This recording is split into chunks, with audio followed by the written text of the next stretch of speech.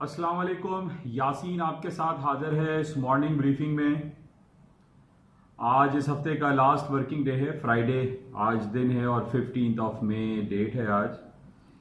और सबसे पहले तो मैं ये रिक्वेस्ट ही आपसे करता रहता हूँ डेली बेसिस पे कि इस यूट्यूब चैनल को प्लीज़ सब्सक्राइब करें, बेल आइकन को प्रेस करें और इसको लाइक और शेयर भी करें, क्योंकि ये उर्दू और सहल अंदाज में और थोड़ा सा आप लोगों को पता चल जाता है कि दुनिया भर में क्या कुछ हो रहा है और किन बेसिस पे मार्केट मूव कर रही है, ताकि आप अपने पोर्टफोलियो को बेहतर तौर पर मैनेज कर सकें। अच्छा, आज बड़ा इंपॉर्टेंट है पाकिस्तान मार्केट के हवाले से। स्टेट बैंक ऑफ पाकिस्तान आज अपनी मॉनेटरी पॉलिसी का ऐलान करेगी। आज 15 मई को डेट दी हुई थी कि आज जुमे के दिन ये अनाउंसमेंट होगा। तकरीबन शाम को 5-6 बजे तक स्टेट बैंक ऑफ पाकिस्तान अपने इंटरेस्ट रेट को अनाउंस करेगी। बहुत ज़्यादा लोग इसका वेट करते हैं, क्योंकि पूरी दुनिया में आजकल जो सबसे ज़्यादा इंपॉर्टेंट इवेंट हमारे पास रहते हैं, चाहे वो अमेरिका का सेंट्रल बैंक हो या यूरोपियन सेंट्रल बैंक हो या बैंक ऑफ इंग्लैंड हो, उसकी रिपोर्ट के आउटकम को बड़ी शिद्दत से इंतज़ार किया जाता है। आज पाकिस्तान में भी इसका दिन है और बहुत ज़्यादा स्पेकुलेशन की जा रही है कि तकरीबन 1% या 1.5% तक पाकिस्तान अपना इंटरेस्ट रेट डिक्लाइन कर दे। इससे पहले हम पूरी दुनिया में देख रहे हैं कि ये लहर चल रही है और यहाँ तक कि अब इंटरेस्ट रेट ना सिर्फ डिक्लाइन हो रहा है, बल्कि इंटरेस्ट रेट को नेगेटिव टेरिटरी में ले जाने की बातें बहुत ज़्यादा जोर पकड़ती चली जा रही हैं, खासतौर पे यूएस इकोनॉमी में। बहरहाल पिछली बार जो हमारे पाकिस्तान की मीटिंग हुई थी उसमें 13.25 से इंटरेस्ट रेट डिक्लाइन कर दिया गया था और अब इस वक्त पाकिस्तान का इंटरेस्ट रेट अराउंड 12% समथिंग चल रहा है। तो बहरहाल आज इसकी अनाउंसमेंट होगी, उसमें हम देखेंगे कि क्या इफेक्ट आता है, लेकिन इसका पॉजिटिव इफेक्ट लाजमी हमारी स्टॉक मार्केट पे पड़ता है। और पाकिस्तानी स्टॉक एक्सचेंज आज इस वक्त हम देख रहे हैं कि 100 पॉइंट तकरीबन प्लस में है। और इस स्टॉक मार्केट में, पाकिस्तानी स्टॉक मार्केट में ख़ास तौर पे एक सबसे इम्पॉर्टेंट आजकल हम देख रहे हैं कि फार्मास्यूटिकल कंपनी में काफ़ी तेज़ी देखने में आ रही है और ख़ास तौर पे फिरोज सन्स लेबॉरेटरी में तो डेली बेसिस पे लिमिट अप हो रही है, मार्केट हाई पे बंद होती जा रही है। इस वक्त भी हम देख रहे हैं कि 387 रुपीज़ पे लॉक लगा हुआ है, 7.5% मार्केट अप होकर बंद हो गई है। और इसके डेली बेसिस पे लिमिट अप होने की वजह लोगों को बाद में तो पता चली, लेकिन मालूम हुई। लेकिन इसको क्या कहा जाए, इसको हम इनसाइड ट्रेडिंग कहें या क्या कहें, कुछ इस किस्म की जो सिलसिले होते हैं ये बिल्कुल नहीं होने चाहिए। और इसमें यह खबर आ गई कि जनाब जिलेट जो अमेरिका की कंपनी है जो कि कोरोना वायरस वैक्सीन बना रही है, उसने कॉन्ट्रैक्ट दिया है फिरोज सन्स लेबॉरेटरी को, जिसकी वजह से डेली बेसिस पे हम देख रहे हैं कि 90 रुपये और 100 रुपये का शेयर आज तकरीबन 400 रुपये तक पहुंच चुका है। हालांकि रीसेंट हिस्ट्री भी इसकी तकरीबन 1100-1200 1300 रुपये तक भी गई है, लेकिन ये एक बहुत बड़ा सवालिया निशान है कि लोगों को मालूम नहीं पड़ पाता और स्टॉक्स इंडिविजुअल बेसिस पे हाई बनाते चले जा रहे हैं। बहरहाल और अदर जो फार्मास्यूटिकल कंपनीज हैं पाकिस्तान की, चाहे वो दूसरी हम इंडिया की है या बांग्लादेश की है, उनकी भी सर्टेन कुछ कंपनीज हैं जिनको कोरोना वायरस वैक्सीन के हवाले से कुछ कॉन्ट्रैक्ट दिए गए हैं, जिसकी वजह से उधर भी यही देखने में आ रहा है कि उनकी स्टॉक प्राइसेस बढ़ते चले जा रहे हैं। बहरहाल आज इंपॉर्टेंट है, देखते हैं स्टेट बैंक क्या अनाउंसमेंट करता है। अच्छा, इसके अलावा पूरी दुनिया की स्टॉक मार्केट के हवाले, अच्छा पाकिस्तान में आज हम एक बैड न्यूज़ भी मैं देख रहा था कि पाकिस्तान में फॉरेन करेंसी रिजर्व्स डिक्लाइन किए हैं। ज़ाहिर है वो डिक्लाइन होना तो एक कोई अनहोनी बात नहीं है, क्योंकि पिछले 3-4 महीनों से जिस तरीके से लोग घरों में बैठे हुए हैं और पूरी दुनिया का और पाकिस्तान का मुआशी पहिया जाम है, तो बिजनेस एक्टिविटी तो ना होने के बराबर है, जिसकी वजह से आज हम देख रहे हैं कि पाकिस्तान के फॉरेन करेंसी रिजर्व्स भी डिक्लाइन कर गए हैं। तो ये भी एक नेगेटिव खबर है। और आज पाकिस्तान में फिर वो लॉकडाउन जो है लागू कर दिया गया है। पिछले 4 दिन यानी मंडे, ट्यूसडे, वेडनेसडे, थर्सडे 4 दिन तक रिलैक्सेशन दी गई थी। आज फुल तकरीबन लॉकडाउन और कर्फ्यू जैसा समा रहेगा, लोग बाहर नहीं निकल पाएंगे। तो इसके अलावा जो पूरी दुनिया में हम देख रहे हैं कि लॉकडाउन वाली सिचुएशन अभी चल रही है और ये फियर फैक्टर काफ़ी सुनने में ये आ रहा था कि जनाब second wave of corona virus आ जाएगा और अगर खोल दिया गया या नरमी जो है कबल अज़ वक्त दे दी गई तो इस तरीके से बहुत ज़्यादा नेगेटिव असरात आएंगे और कोविड-19 के पॉजिटिव रिजल्ट बहुत ज़्यादा आने शुरू हो जाएंगे। अच्छा, इन 4 दिनों में हमारा तजर्बा भी ऐसे ही रहा कि लोगों ने एसओपीज को फॉलो नहीं किया। अच्छा, अब सवाल यहाँ ये पैदा हो रहा है कि एसओपीज को आप फॉलो तो कर रहे हैं, बैंक में आप जा रहे हैं तो बैंक के अंदर तो 2-2, 3-3 लोगों को जाने दे रहे हैं, और जो 100-100, 150-150 लोग बैंक के बाहर लाइन लगा के खड़े हुए हैं, वो चिपक के खड़े हुए हैं और कोई सोशल डिस्टेंसिंग वाला गेम नहीं है। तो वेयर इज द एसओपीज? ये गवर्नमेंट को नजर नहीं आ रहा है कि ये एसओपीज कहां फॉलो हो रहे हैं? एक एक साल, 2-2 महीने के बच्चों को लेके लोग शॉपिंग पे निकल आए। तो एसओपीज को आपको स्ट्रिक्टली लागू करना पड़ेगा, लोगों को समझाना पड़ेगा, लोगों को डांटना पड़ेगा कि भाई एसओपीज का मतलब क्या है, स्टैंडर्ड ऑपरेटिंग प्रोसीजर। ये इनको मीडिया में भी दिखाना चाहिए कि किस किस तरीके से लोग शॉपिंग पे अगर जा रहे हैं नेसेसिटी गुड्स खरीदने के लिए तो वो किनको फॉलो करिए। नहीं कि 2 महीने के बच्चे को लेकर जो है वो लेके जो है वो मार्केट प्लेस पे जा रहे हैं, जो कि बहुत डेंजरस है। जब आप देख रहे हैं कि ये वबा फैली हुई है, वबा ना भी फैली हुई तो वैसे भी इतने छोटे बच्चों को मार्केट प्लेस में ले जाने की कोई जरूरत नहीं है। बहरहाल एसओपीज को हमें स्ट्रिक्टली फॉलो करना चाहिए ताकि हम आइंदा जल्द अज जल्द मजीद रिलैक्स की बात कर सकें, चाहे वो पाकिस्तान हो या रेस्ट ऑफ द वर्ल्ड हो। हमें strictly religiously SOPs, standard operating procedure को फॉलो करना चाहिए। अच्छा, कुछ बातें कर लेते हैं पाकिस्तान इंटरनेशनल स्टॉक के बारे में। आज हम सुबह से देख रहे हैं कि पूरी दुनिया की स्टॉक मार्केट है वो ग्रीन टेरिटरी में, हायर साइड पे जा रही है। कल मार्केट काफी रिलेक्टेंट थी, एसएनपी डाउ जोन्स में कोई खास बड़ी मूव नहीं थी, लेकिन लेटर ऑन लेट नाइट हमने ये देखा कि स्टॉक्स में तेजी आई। और आज सुबह से हम ये जो देख रहे हैं कि जो ग्रीन टेरिटरी में है, और उसकी वजह यही है कि जो फियर फैक्टर है, कोरोना वायरस पैंडेमिक का जो फियर फैक्टर है वो थोड़ा सा डिक्लाइन होता हुआ हमें दिखाई दे रहा है, जिसकी वजह से आज स्टॉक में तेजी है। अच्छा, एक मुज़ाहिका खेस जो हम सूरत हाल देख रहे हैं, चाहे वो अमेरिका की सेनेट हो या उनकी कांग्रेस हो, उसमें जब टेस्टिफाई के लिए या टेस्टिमनी के लिए वहाँ के हेल्थ सेक्रेटरी को बुलाया जाता है या वर्ल्ड हेल्थ ऑर्गेनाइजेशन के हेड को बुलाया जाता है, तो वो इतने इजी सवालात के जवाब नहीं दे पा रहे और उसको वो हवा में उड़ा देते हैं और मजाक में, और उसको एक नॉन सीरियस एटीट्यूड जो है वहां पे हमें दिखाई दे रहा है। कल भी हमने ये देखा कि मिस्टर रिक थे, हेल्थ सेक्रेटरी थे, तो वो भी जो सवालात के जवाब दे रहे थे कांग्रेस में, वो अजीब व गरीब, मतलब एक नॉन सीरियस उनका एक किरदार था और वो मुख्तलिफ इजी सवालात के जवाब नहीं दे पा रहे थे। तो ये एक बहुत बड़ा क्वेश्चन मार्क है कि ये क्या हो क्या रहा है, ये कोरोना वायरस पैंडेमिक वाकई में क्या कोई हकीकत इसकी कुछ है भी, या फिर इसको नज़ला बुखार और ये डिफरेंट वायरस का नाम देकर पूरी दुनिया को जो है एक इनर्ट पोजीशन में लेकर आ गए हैं और पूरी दुनिया की जो डायनेमिक्स है, चाहे वो फाइनेंशियल डायनेमिक्स हो या पॉलिटिकल डायनेमिक्स हो, उसको तब्दील करके रख दिया है। तो बहरहाल ये इस तरीके से जो हम WHO के या जो हेल्थ सेक्रेटरीज के जो इंटरव्यूज़ हैं या उनकी जो टेस्टिमनी है, उनको जब हम देखते हैं तो हमें बड़ी हैरानगी होती है कि ये तमाम जो ऑफिशियल्स हैं ये पूरी दुनिया की सेहत के रखवाले हैं और ये मुख्तलिफ ईजी सवालात के जवाब देने से कासिर दिखाई देते हैं। ये एक बहुत बड़ा सवाल है और इसी बेसिस पे हम ये देखते हैं कि डिफरेंट मीडिया फिर कॉन्स्पिरेसी थ्योरी की बात करती है और वो ये कहती है कि ये सारा प्री प्लान्ड काम था, और मीडिया भी इससे भरा पड़ा हुआ है। अखबारात में भी ये बातें हो रही हैं कि जनाब ये सारी कॉन्स्पिरेसी थ्योरी के तहत काम हो रहा है, और 2011 में इस पर अमेरिका हॉलीवुड ने एक मूवी भी बनाई थी और ये वही कुछ हो रहा है जो ये पहले जो है प्लान किया गया था। तो बहरहाल इन तमाम सेक्रेटरीज का, हेल्थ ऑफिशियल्स का जवाब ना देना और नॉन सीरियस एटीट्यूड दिखाना, ये एक बहुत बड़ा क्वेश्चन मार्क है। अच्छा, इसके साथ ही आज जो हम देख रहे हैं कि ख़ास तौर पे कुछ हम बात करते हैं करेंसी मार्केट के, तो पहले गोल्ड की बात कर लेते हैं। गोल्ड आज हम देख रहे हैं कि 1748 का आज हाई कर दी है, तकरीबन 1740 1740 स्पॉट गोल्ड ने हाई किया है। मैं तो तकरीबन 2 महीने से आपसे यही बयान करता चला आ रहा हूँ कि जनाब गोल्ड में तेज़ी है, गोल्ड को बाय करना चाहिए, कोई नीचे सर्टेन स्टॉप रखें। 1670 तक मार्केट गई थी, 1640 1660 के इंपॉर्टेंट लेवल थे, बहरहाल वहाँ तक इसको नहीं जाना चाहिए था। मेरा इंपॉर्टेंट लेवल था 1690।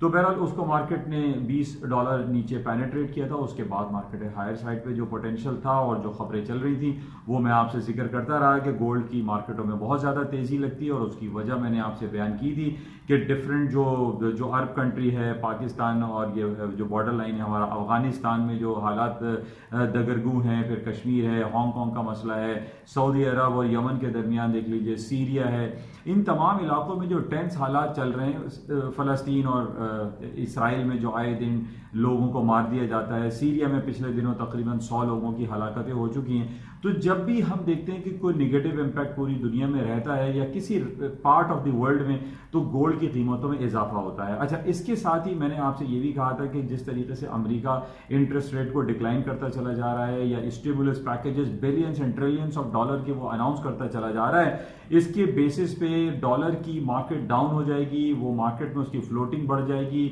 और उसके बाद सबसे ज्यादा अगर किसी आइटम में तेजी होगी तो वो गोल्ड होगा, क्योंकि गोल्ड को लोग एज अ प्रेशियस मेटल एक सेफ हेवन के तौर पर उसको प्रिजर्व रखते हैं, उसको इस्तेमाल करते हैं, या उसको एज अ इन्वेस्टमेंट पोर्टफोलियो के तौर पे उसको अपने पास रखते हैं। अच्छा, इसी तरीके से अब हमारे पास और जो खबरें आ रही हैं कि जनाब अमेरिका 3.5 ट्रिलियन ऑफ डॉलर के स्टिम्युलस मुआशी पैकेज देने के बाद अब नए $3 ट्रिलियन के मुआशी पैकेज की बात कर रहा है। अब इसका मतलब यह है कि पिछले हम 3 से 4 महीने के दौरान हम ये देखेंगे कि अमेरिका में डॉलर जो है वो बहुत ज्यादा फ्लोट कर जाएगा, और जब ज्यादा फ्लोट करेगा तो इन्फ्लेशन में इजाफा होगा, इन्फ्लेशन में इजाफा होगा तो डॉलर की जो वर्थ है, उसकी जो एक इंपॉर्टेंस है, उसकी जो कदर मंजिलत है वो डिक्लाइन हो जाएगी, और उसके अगेंस्ट में जो लोग कमोडिटी बाय करेंगे that will be the yellow metal gold होगा, और गोल्ड की कीमतों में इजाफा इसी बेसिस पे हम देख रहे हैं कि negative interest rate, stimulus packages and plus rest of the world, the part of the world में जहां पर नेगेटिव इंपैक्ट आता है, जहां पर कोई जंगी कैफियत हो रही है, या तालिबान और अफगानिस्तान में जो मसाइल हैं या अरब कंट्री में जो मसले हैं, उन बेसिस पे गोल्ड की कीमतों में इजाफा होता है, और वो हो रहा है, और मजीद इसमें पोटेंशियल एग्जिस्ट करता है। आज बहरहाल फ्राइडे है, आज हम ये देखेंगे कि अगर इसने 1750 के ऊपर की क्लोजिंग दी या 1740 भी इसका इंपॉर्टेंट लेवल है, तो मार्केट में मजीद पोटेंशियल एग्जिस्ट करता है, मार्केटें मजीद हायर साइड पे जा सकती हैं। और इसकी एक और वजह, पिछले 3-4 दिन पहले बरतानिया का एक बदतरीन जीडीपी रिपोर्ट आई, और जो 2.5 की माइनस फोरकास्ट थी वो -2% आई, और आज हमारे पास एक इंपॉर्टेंट यूरोजोन के हवाले से बहुत बड़ी रिपोर्ट आने वाली है पाकिस्तानी वक्त के मुताबिक 2 बजे ये आएगी, तकरीबन अभी से 1.5 से 2 घंटे के बाद। वो जीडीपी की रिपोर्ट है, और ये सेकंड जीडीपी की रिपोर्ट होगी जो माइनस टेरिटरी में आ रही है। पिछला 3.8 माइनस था, और आज भी जो फोरकास्ट की जा रही है वो -3.8% जीडीपी रेशो का आज अनाउंसमेंट होगी, दैट इज वेरी नेगेटिव। और मैं आपको पहले भी बता चुका हूं कि देखिए, जहां पे रिसेशन की बात करते हैं या ग्रेट डिप्रेशन की बात करते हैं, उसमें ये जीडीपी रेशो एक बहुत अहमियत का हामिल होता है। ये क्वार्टरली रिपोर्ट होती है, 3-3 महीने पे शाया होती है। पिछले बार जो जीडीपी रिपोर्ट आई यूरोजोन की -3.8% आई, आज भी -3.8% की फोरकास्ट की जा रही है। इसका मतलब यह है कि अब जो नेक्स्ट क्वार्टर आएगा उसमें भी अगर जीडीपी रेशो नेगेटिव आया तो ये ऑफिशियल डिक्लेयर हो जाएगा, यूरोपियन यूनियन या यूरोपियन कमीशन या यूरोजोन नेगेटिव में चला जाएगा, रिसेशन में डिक्लेयर कर दिया जाएगा, ऑफिशियल रिसेशन डिक्लेयर होगा। तो ये बहुत भयानक है, बहुत नेगेटिव है यूरोजोन के हवाले से, और यूरोजोन या यूरोपियन यूनियन या यूरोपियन सेंट्रल बैंक के हवाले से बहुत सारे सवाल पहले भी उठते चले आ रहे हैं कि जनाब ये कोरोना वायरस पैंडेमिक में यूरोपियन सेंट्रल बैंक ने या यूरोपियन यूनियन ने एक अहम किरदार अदा करने से यह कासिर रहा, और इसी वजह से 30,000, 40,000, 25,000 लोगों की हलाकत हुई। किन जगहों पे? यानी जर्मनी, फ्रांस, इटली, बर्तानिया। तो यूरोपियन यूनियन कर क्या रहा है? तो यहां पर यह बहुत बड़ा क्वेश्चन मार्क खड़ा हो रहा है कि जनाब ये 3.8 प्रीवियस आया, इस दफा भी 3.8% प्रीवियस नेगेटिव आने की फोरकास्ट हो रही है, और अब ये कंफर्म दिखाई दे रहा है कि यूरोपियन यूनियन अगले 3 महीनों में रिसेशनरी एरिया डिक्लेयर्ड हो जाएगा, जो कि बहुत ज्यादा नेगेटिव है। पूरी दुनिया की जो एक रिलायंस है, जो डिपेंडेंसी है यूरोजोन पे या बर्तानिया पे या जर्मनी और फ्रांस पे, ये डिक्लाइन हो जाएगी, ये गिर जाएगी।